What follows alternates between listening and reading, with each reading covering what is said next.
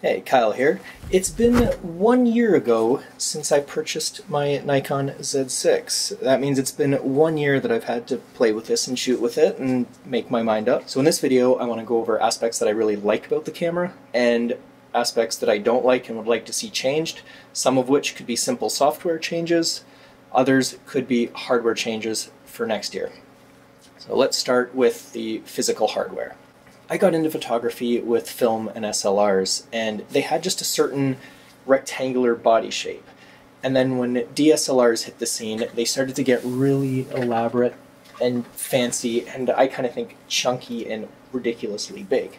This is my old D600, and it's just friggin' huge. Now, they both weigh about the same, but this just feels so much more solid. It's thinner, it just doesn't feel as chunky. I've been able to significantly downsize my camera bag. On an aesthetic level, I just prefer the look of this to this. This wheel here, love it. It is, I think, the best design change Nikon has made.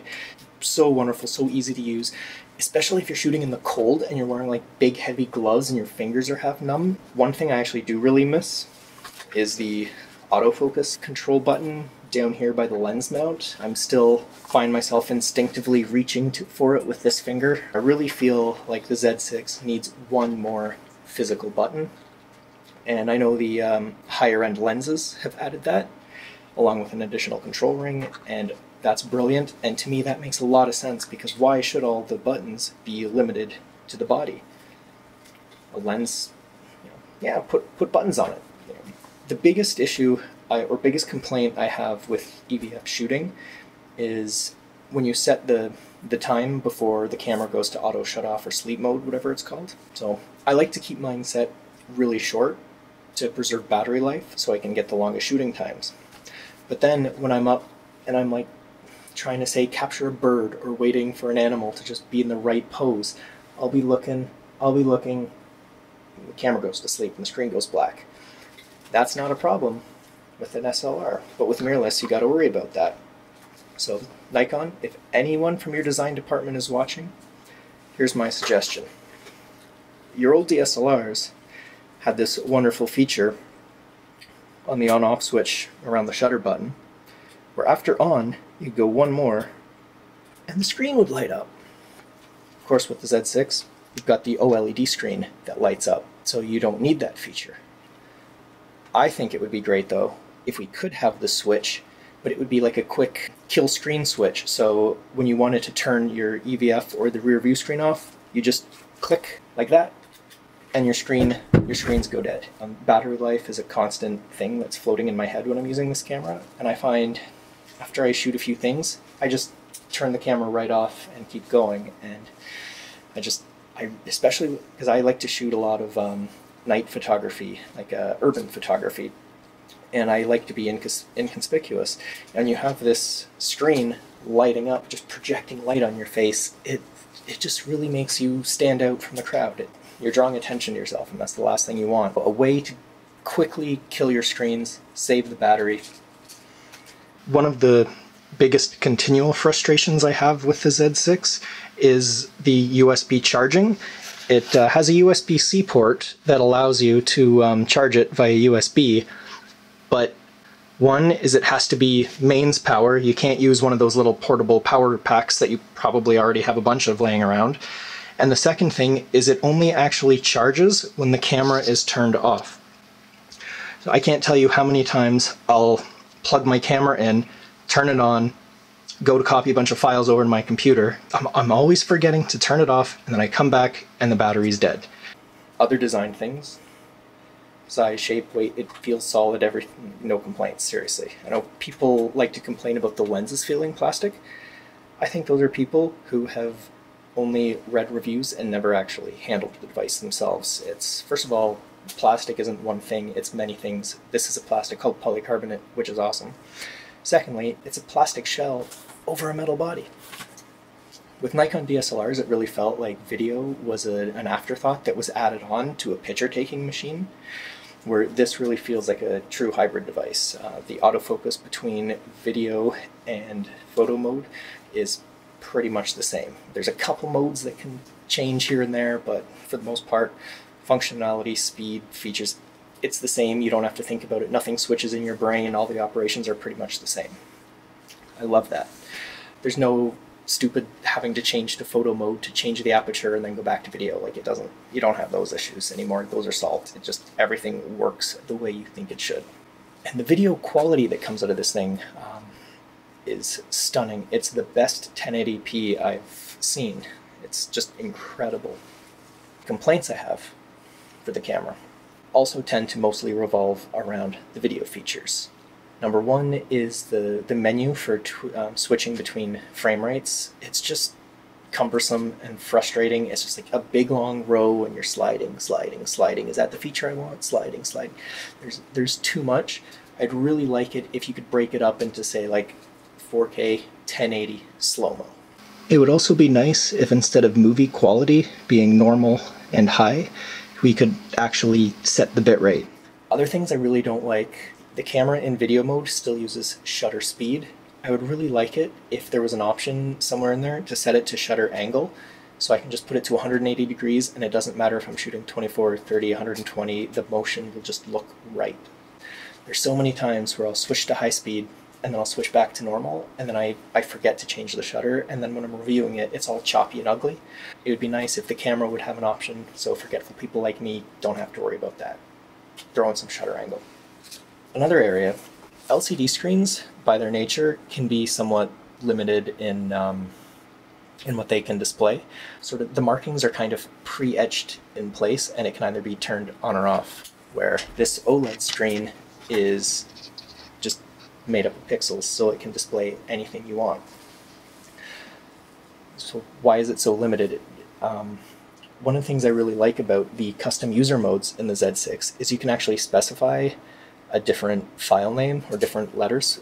But it would be really nice if, just again to help me remember, if on this LCD screen, if I could program that was the name for that user setting and it would actually show up and say like fine art, low light. Another thing, the grid. Typically cameras use a rule of thirds. Nikon seems to use a 4x4 grid instead. You know, imagine being able to create your own customizable grids. If you really wanted a rule of thirds, you could have rule of thirds. If you wanted golden ratio, you could have the golden ratio. If you wanted a spiral. I shoot fine art photography, so I would really enjoy having a grid, especially with focusing around the edges. Or imagine if you shot, say, passport photos, and you could have the guide circle so you'd know exactly where to position the model or the subject. For people who buy these cameras for a very specific dedicated task, you could make it so much more flexible. So those are things that I'd love to see. This is very much not a vlogging camera, and at first I used to think the autofocus was poor while vlogging, until I realized what was happening. It was as I was turning the camera around and holding it, I'd just nudge the focus ring ever so slightly, which would throw the camera into manual focus. And then everything would be out of focus. So now the focus ring, I mean, you've got this button. When it's set to automatic, now this is exposure compensation. Switch it to manual, bam, back to focus. I have noticed a little bit of fraying happening along these buttons or on the skin. What's it called? The rubberized coating, it's starting to come up. This is one of those weird things where I've heard people complain about that happening to them on the internet before, but I've never had it happen to me, so I've dismissed that as silly nonsense. But it's finally happened to me, so sorry everyone who I didn't believe in the past. This camera's 7 years old and it doesn't have any of that going on. Yeah, oh yeah, shooting with the EVF, when you're used to it, you really can't go back. Having that histogram displayed all the time, being able to zoom in brings a whole new life to manual focus lenses. One of the things I do find frustrating is focus peaking tends to rely on contrast or sharpness. I don't know exactly the technicals, I'm just making this up. I haven't researched it before recording this. A lot of my older lenses aren't actually sharp enough to engage the focus peaking. You really don't realize how far lenses have gone in the last couple of years until you use something from the 70s. Oh man, this is sharper than any of my F-mount primes, sharper than any of my FD mount primes, sharper than any of my K-mount primes, although I only have two. Beautiful. All right, good night. Old camera, turn on to shooting. Okay, near instant. Z6, turn on. Oh, okay. Z6. Maybe a second and a half, 2 seconds. Honestly, I can't think of a time that's really been an issue. For travel photography, hiking photography, I think this camera is better than in every way. The only situations where I would choose the SLR over the Z6 would be if I was, say, birding, which I don't really do, but anything where you're really time-based, waiting for that perfect moment where you're expected to be standing somewhere, looking through your viewfinder for 5-10 minutes at a time, just waiting for that moment. SLR, still the way to go.